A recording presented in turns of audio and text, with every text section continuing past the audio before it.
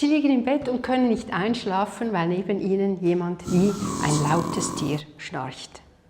Was kann man dagegen tun und kann Schnarchen gefährlich sein? Schnarchen ist sehr verbreitet. Die meisten Säugetiere schnarchen und das geht historisch bis auf die Dinosaurier zurück.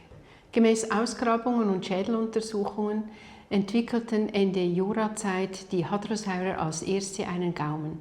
Davor waren die Nasenhöhle, Mundhöhle und der Rachen ein einziger Raum. Diese Trennung ermöglichte den karnivoren Saurierarten, während des Fressens zu atmen. Das war ein großer Sicherheitsgewinn. Die Sauerstoffversorgung des Gehirns wurde besser und die Tiere wurden viel agiler. Das Schnarchgeräusch entsteht hauptsächlich durch Oszillationen des weichen Gaumens.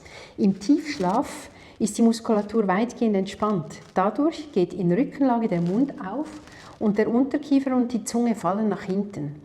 Der Rachenraum wird eng.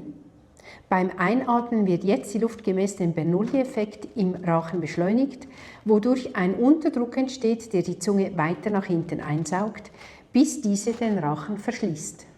Die Luft kommt gleichzeitig durch die Nase und den Mund hinein. Dadurch kommt es zu Oszillationen des weichen Gaumens, ähnlich wie bei einem Blasmusikinstrument. Der Schlafende bemerkt den Sauerstoffmangel nicht. Der Reiz zum Erwachen kommt vom CO2-Überschuss. Es gibt Maßnahmen, mit denen man die häufigsten Ursachen bekämpfen kann.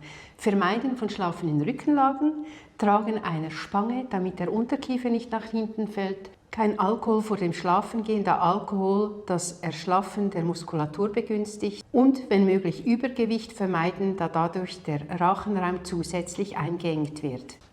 In ausgeprägten Fällen oder wenn Apnoe droht, muss zusätzlich Luft mit Druck durch die Nase geführt werden.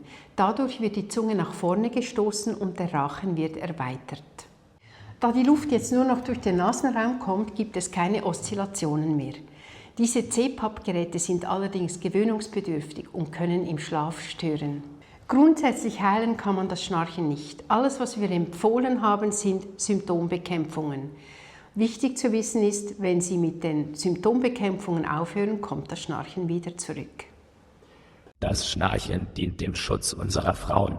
Es vertreibt die wilden Tiere.